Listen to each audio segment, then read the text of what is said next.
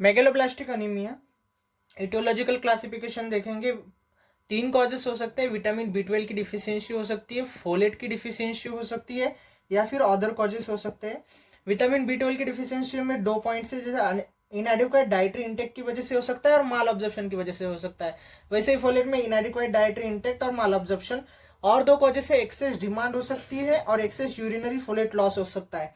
तो inadequate dietary intake vitamin B 12 के case में हो सकता है। स्ट्रिक्ट वेजिटेरियंस के केस में, ब्रेस्ट फेड इन्फेंट के केस में माल ऑब्जर्प्शन हो सकता है। गैस्ट्रिक कॉजेस हो सकते हैं, इंटेस्टाइनल कॉजेस हो सकते हैं। गैस्ट्रिक में pernicious anaemia, gastrectomy, congenital lack of intrinsic factor. Intestinal में intestinal sprue, tropical sprue, ileal resection, Crohn's disease, intestinal blind loop syndrome, fish tapeworm infestation. Folate deficiency में हो सकते हैं। इनएडिक्वेट डाइटरी इंटेक के कॉजेस हो सकते हैं अल्कोहलिक्स में, टीनेजर्स में, इन्फेंट्स में और ओल्ड एज और पुअर्टी में। माल ऑब्जर्प्शन के हो सकते हैं कॉजेस, ट्रॉपिकल स्प्रू हो सकते हैं, सीलियक डिसीज हो सकते हैं, पार्शियल गैस्ट्रेक्टोमी हो सकते हैं, जेजुनल रिसेक्शन हो सकते हैं और क्रॉन्स डिसीज हो सकते हैं। वैसे एक्सेस डिमांड के कॉजेस हो सकते हैं फिजियोलॉजिकल हो सकते हैं, पैथोलॉजिकल। फिजियोलॉजिकल में आते हैं pregnancy, lactation and infancy. Pathological में आते हैं malignancy, increase haematopoiesis, chronic exfoliative skin disorders और ट्यूबरकुलोसिस और रूमेटिड आर्थराइटिस। लो एक्सेस यूरिनरी फोलेट लॉस हो सकता है एक्टिव लीवर डिसीजेज में और कंजेस्टिव हार्ट फेलियर में। और तीसरा जो है अदर कॉजेस में हो सकता है इम्पियर्ड मेटाबॉलिज्म, जो कि होता है इनिबिटर ऑफ डीएचएफ रिडक्टेज की वजह से, सच एज मेथोट्रेक्सिस और पायरिमिथामाइन। अल्कोहल और कंजेनिटल एंजाइम डिफिशियंसीज भी इसमें कंट्रीब्यूट करती है। दूसरा है unknown aetiology in di Guglielmo's syndrome, congenital dyserythropoietic anaemia, refractory megaloblastic anaemia. अब मेगलोब्लास्टिक अनीमिया के केसेस में अगर लैबोरेटरी डायग्नोसिस देखेंगे तो इसमें हम करते हैं general laboratory investigation of anaemia और दूसरा करते हैं special test to establish the cause of megaloblastic anaemia, जो कि हो सकते हैं folate deficiency, vitamin B 12 deficiency find out करने के लिए। तो जनरल लैबोरेटरी फाइंडिंग्स करेंगे पहले, तो उसमें हम 3 चीजें करते हैं। पहला तो ब्लड पिक्चर होता है, दूसरा होता है बोन मैरो के फाइंडिंग्स और तीसरी है बायोकेमिकल फाइंडिंग्स। तो 3Bs है। अब पहला देखेंगे ब्लड पिक्चर एंड ब्लड से रेड सेल इंडाइसेस। तो इसमें हम करते हैं 6 चीजें। तो 3 ब्लड सेल्स है, आपको पता है रेड सेल्स है, ल्यूकोसाइट्स और प्लेटलेट्स, इन तीनों को देखेंगे। अनीमिया, हीमोग्लोबिन, रेटिकुलोसाइट और एब्सोल्यूट वैल्यूज को देखेंगे। हीमोग्लोबिन जो होगा तो वो बिलो नॉर्मल लेवल होगा। रेड सेल्स को देखेंगे तो मैक्रोसाइटोसिस दिखेगा ब्लड फिल्म में।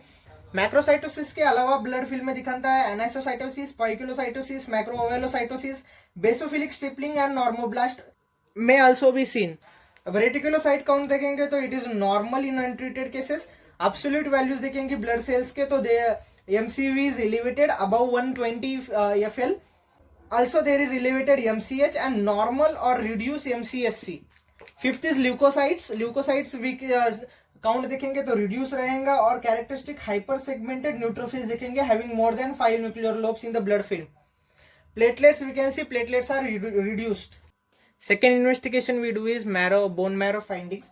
तो उसमें देखेंगे मैरो की सेलुलरिटी, तो वो हाइपर सेलुलर मैरो होगा।